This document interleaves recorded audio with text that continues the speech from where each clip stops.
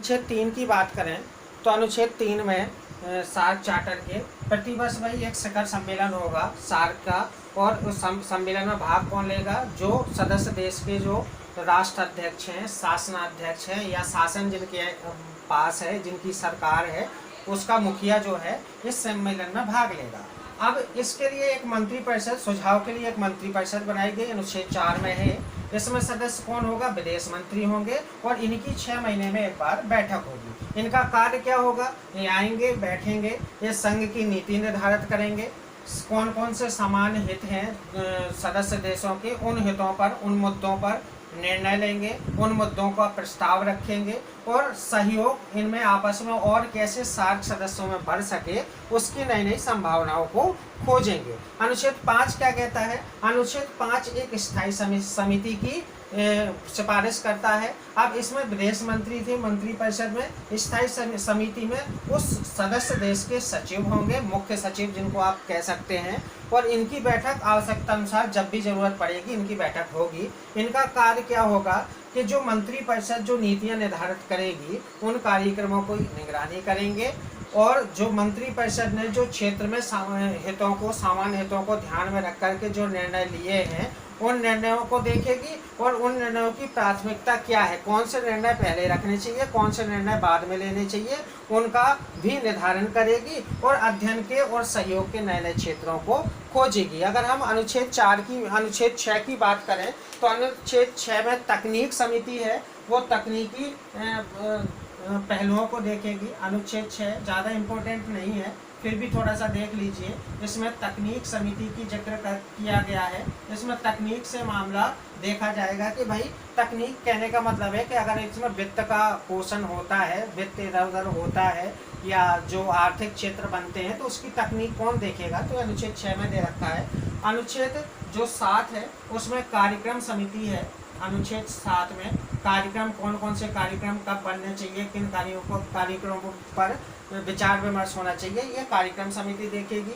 अनुच्छेद जो इसका 8 है, अनुच्छेद 8 जो है एक सचिवालय की बात करता है कि इसका सचिवालय कहाँ होगा, और सचिवालय का जो मुखिया होगा वो सचिव होगा। तो सचिवालय काठमांडू में है, आपको पता है, पहले ही आपने देखा है। तो सचिवालय काठमांडू में है और इसका जो सचिव होगा वो सचिव सदस्य देश में से कोई एक या तो शासनाध्यक्ष बनेगा या वो अपने द्वारा किसी व्यक्ति को मनोनीत करेगा और उसका प्रस्ताव मंत्रिपरिषद के पास आएगा और मंत्रिपरिषद उसको सचिव नियुक्त करेगा 2 वर्ष के लिए।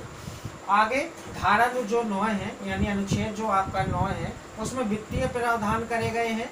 वित्तीय प्रावधान में ये है कि भाई सार्क के जो कार्यक्रम होंगे, जो सार्क के प्रोग्राम होंगे, उसके लिए पैसों की आवश्यकता होगी। तो उन पैसों के रखरखाव के लिए एक वित्तीय समिति बनाई गई है, वो इन पैसों को देखेगी और पैसे जो कार्यक्रम के लिए लगेंगे वो सभी देशों के अंशदान के से लिए जाएंगे। और एक और इसमें इम्पोर्टेंट बात है कि भाई किसी देश को बाध्य नहीं किया जाएगा कि भाई आप अंशदान ज़्यादा दें, अपनी स्वेच्छा से आप अंशदान दें, और वो अंशदान अनुच्छेद 9 में जो समिति बनेगी, वित्तीय समिति, उसके पास रहेगा और वो कार्यक्रम में जो खर्च आने वाला है उसको देखेगा तकनीकी और कार्यक्रम समिति के सहयोग से। अब इस अंशदान में भी कुछ बातें हैं कि भाई कुछ आपात कोष भी बनाए गए हैं कि अगर कुछ आपातकालीन घटना घटती है, जैसे अभी हाल ही की बात करी जाए तो कोविड का समय चल रहा था, तो हमारे प्रधानमंत्री ने सार्क देशों से एक कोविड फंड बनाने की भी पेशकश करी और प्रधानमंत्री ने अपनी तरफ से उस फंड में पैसे इनिशिएट करे, जमा करे और अन्य देशों से भी इस फंड में सहयोग की उम्मीद करी, जिसमें पाकिस्तान की तरफ से सहयोग नहीं मिला और बाकी सभी देशों ने पूरी तरह से सहयोग करा और इस प्रस्ताव का स्वागत किया। तो ये आपके चार्टर हैं, आपके अनुच्छेद 9, 10 अनुच्छेद आपके हैं सार्क के। आगे बढ़ते हैं। सार्क के अगर हम आज की प्रासंगिकता की बात करें तो सार्क के संगठन के कुछ कार्य क्षेत्र हैं, उन कार्य क्षेत्रों की हम बात करते हैं कि इन संगठनों के कार्य क्षेत्र कौन कौन से, इसके क्षेत्र में कौन कौन से। अगर संगठन के कार्य क्षेत्रों की बात करें तो संगठन के कार्य क्षेत्र में कि क्या क्या बातें शामिल की गई, तो इसमें भाई मानव संसाधन विकास एवं पर्यटन, यानी हम मानव संसाधन, जो मानव रूपी संसाधन है उसका विकास करेंगे। तो विकास कैसे? शिक्षा के क्षेत्र में करेंगे, सांस्कृतिक क्षेत्र में करेंगे, आर्थिक क्षेत्र में करेंगे, सम्मान दिलवाएंगे, व्यक्तिगत सम्मान बढ़ाएंगे तो ये आपका सांस्कृतिक मानव संसाधन विकास होगा। साथ में पर्यटन को बढ़ावा देंगे ताकि एक देश के लोग दूसरे देशों से जाकर के मिलें तो उनमें आपसी भाईचारा बढ़ेगा, आपस में सम्मान की भावना विकसित होगी।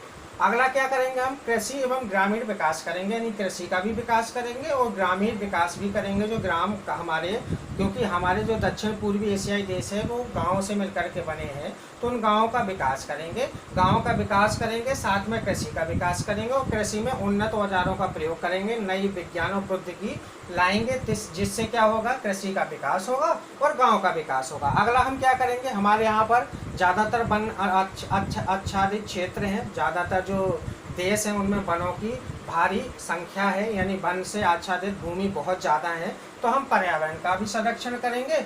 अगर हमारे यहाँ पर प्राकृतिक आपदा आती है तो हम एक दूसरे का सहयोग करेंगे और हमारे यहाँ की जो बायोटेक्नोलॉजी है उसका भी हम आपस में क्या करेंगे, सहयोग करेंगे, आदान प्रदान करेंगे। अगला क्या है, जो हमारे यहाँ के सामाजिक मुद्दे हैं उन सामाजिक मुद्दों को भी बैठ करके समझेंगे और उनको सुलझाने की कोशिश करेंगे। अगला क्या है, सूचना का आदान प्रदान होगा और अपने देशों में गरीबी उन्मूलन के कार्यक्रम चलाएंगे सदस्य देशों में भी, और उससे क्या होगा, हमारा आर्थिक विकास होगा और हमारी जनता जागरूक होगी जिससे संगठन भी मजबूत होगा। इससे आगे क्या है, ऊर्जा में सहयोग करेंगे, परिवहन में सहयोग करेंगे, विज्ञान में सहयोग करेंगे और प्रौद्योगिकी में भी सहयोग करेंगे। और आखिरी क्या है, संगठन के कार्य क्षेत्र में जिसमें है शिक्षा, सुरक्षा, संस्कृति आदि में हम सहयोग करेंगे जिससे क्या होगा, यहाँ के लोगों का कल्याण होगा, विकास होगा और ये संगठन आगे काफ़ी मजबूत होगा। तो ये थे संगठन के कार्य क्षेत्र।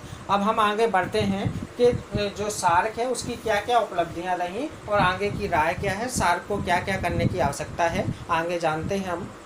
ओके।